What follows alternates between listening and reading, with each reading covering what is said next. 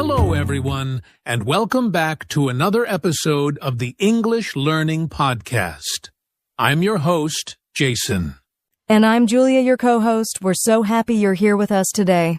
Yes, whether you're walking, studying, relaxing at home, or commuting to work, we're glad you chose to spend time with us. In today's episode, we're going to talk about something very important, not only for learning English, but also for life success, and that is self-discipline. That's right. Self-discipline helps you stay focused, work hard, and reach your goals, even when you don't feel motivated. And the good news is, you don't need to be perfect to be disciplined. You just need some small habits, daily routines, and the right mindset. Exactly. So, if you've ever said, I want to study English every day, but I always stop after 2 days, or I want to wake up early, but I always sleep late, this podcast is for you. We'll keep the conversation simple and easy to understand, so don't worry if your English is not perfect. Just listen, enjoy, and learn with us. Let's get started. First, let's talk about what self-discipline really means and why it matters so much. So, Julia, let's begin with the big question. What is self-discipline? Great question, Jason.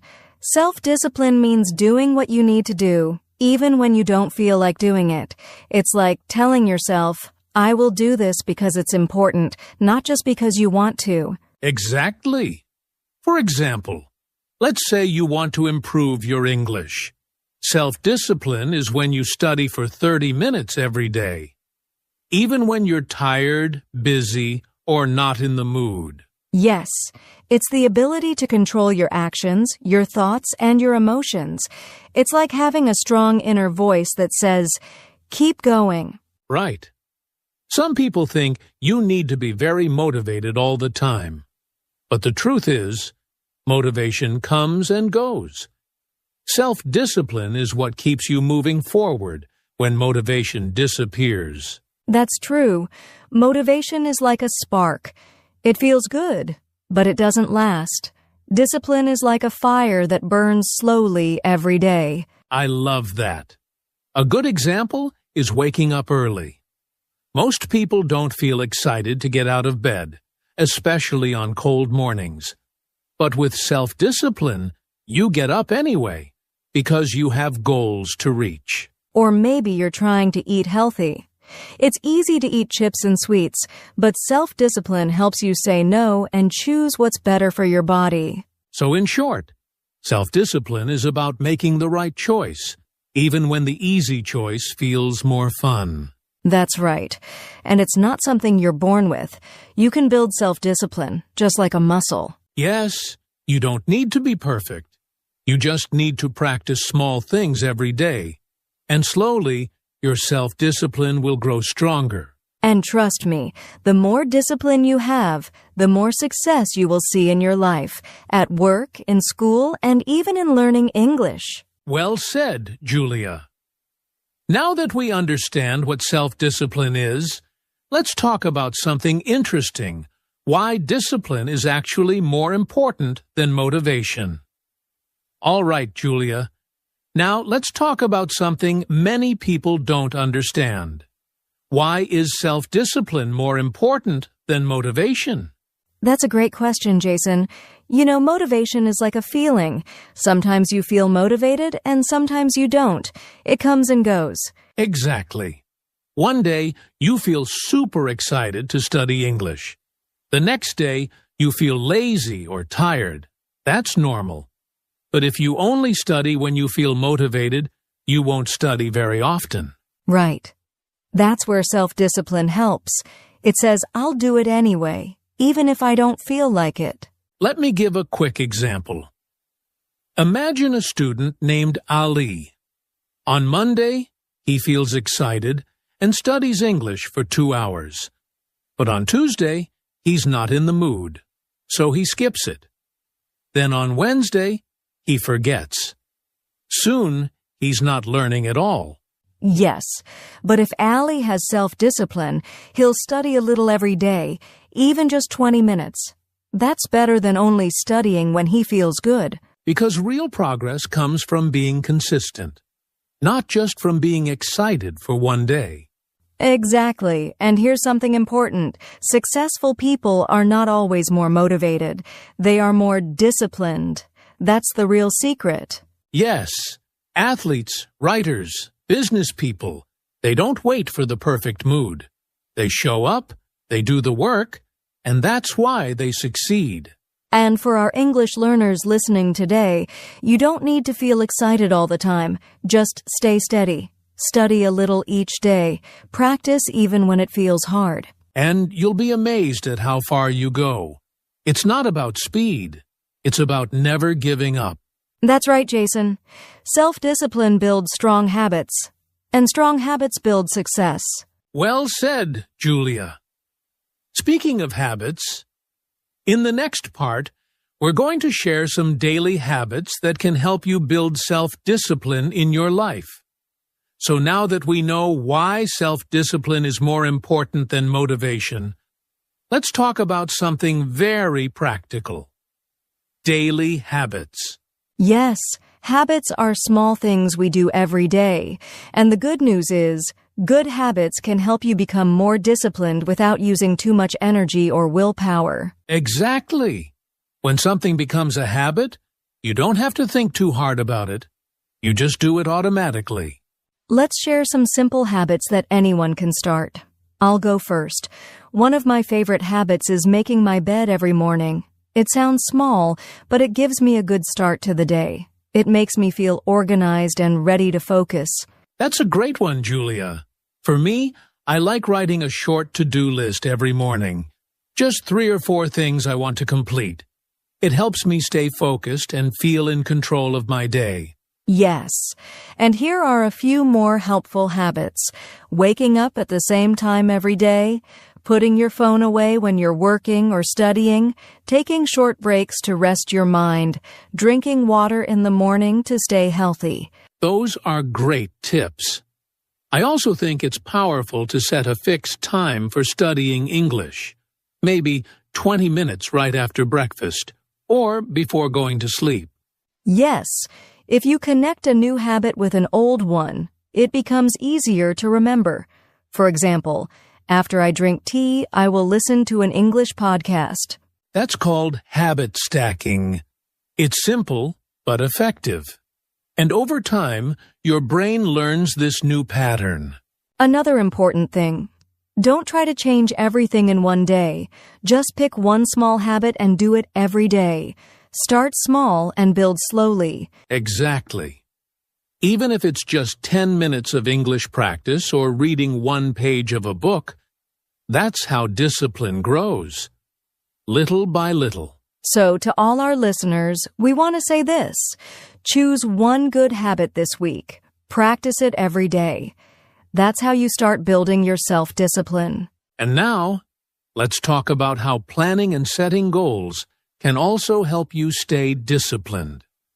Ready, Julia? Absolutely. Let's dive into that next. All right, Julia. Now let's talk about something really important, goals and planning. How do they help with self-discipline? Great question, Jason. Goals give us direction. They show us where we want to go. And planning shows us how to get there. Exactly. If you don't have a goal, it's like walking without a map. You don't know where you're going, so it's easy to give up. Yes, but when you have a clear goal, like, I want to speak English fluently, or I want to read 1 English book in 30 days, it gives you something to work toward. And when you plan your steps, you make the journey easier. For example, if your goal is to speak English better, your plan could be, practice speaking 15 minutes a day. Watch 1 English video every night. Learn 5 new words each morning. That's a great plan.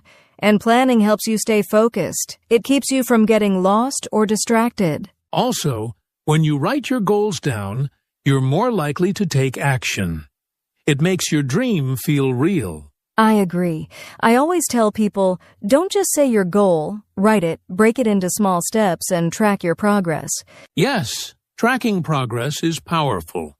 It feels good to check off a task and say, I did it today. And that small success gives you motivation to do it again tomorrow. Day by day, it becomes a habit. One more thing, Julia. Some people think their goals must be big, but small goals are just as important. Absolutely. Start with small, simple goals. For example, I will learn 10 English words this week. I will speak English for 5 minutes today. These small wins build your confidence and discipline. Exactly. So remember, listeners, set clear goals. Make a simple plan. Take small steps every day. And over time, your discipline gets stronger and your success gets closer. Well said, Julia. Now, let's move to the next part. Some real-life examples of self-discipline and success stories. Welcome back, everyone. In this part of our podcast, we want to talk about something very real challenges. Julia, we all face problems when we try to be more disciplined, right? Oh yes, Jason. Many people want to build self-discipline, but it's not always easy. There are some common problems that stop them. Let's talk about the first challenge. Laziness. Sometimes people just don't feel like doing anything. Yes, that's very common. But here's a tip. When you feel lazy, just tell yourself, I will do it for only 5 minutes. Just start. Many times, after 5 minutes, you want to keep going. That's a smart trick. The second challenge is distractions like your phone, social media, or noise. Right. One way to fix this is to create a quiet space for study or work. Turn off notifications. Put your phone far away, even in another room if you can. The third challenge is lack of time. Many people say, I'm too busy. I have no time. Yes, but we all have 24 hours. The key is to manage your time better. Even 10 to 15 minutes a day can make a big difference over time. Absolutely. It's not about having time, it's about making time for what's important. Another challenge is giving up too early. Some people try for a few days, then stop because they don't see fast results. Yes, but success takes time. You have to be patient. Discipline is like a muscle. You must train it every day. Exactly. And if you make a mistake, it's okay. Don't be too hard on yourself. Just start again the next day. That's a great point, Julia. Being kind to yourself is also part of building discipline. So, to our listeners, start small. Avoid distractions. Don't give up too soon, and remember, progress takes time. Yes, and now that we've talked about the challenges, let's move to the final part.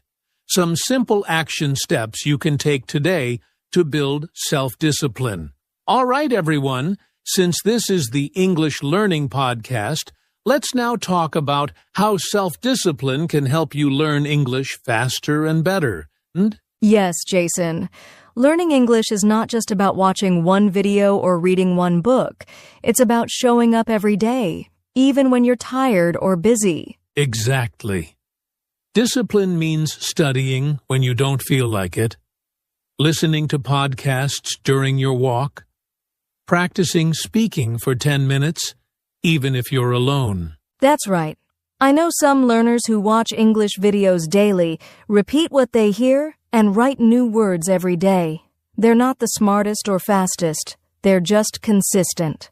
And that's the secret. You don't need to study for hours. Just 15 to 20 minutes every day adds up over time. It becomes a habit, and then a lifestyle. Also, don't wait for the perfect time. The perfect time is now. If you wait for motivation, you might wait forever. Yes, so be disciplined. Make a small daily routine for learning English. Stick to it. And you will see big results in a few weeks or months. To our listeners, self-discipline is your best friend on the journey to fluency. So true. And in our final part, we'll give you some simple action steps to help you get started today. Wow, Julia. What a great conversation today. We covered so much.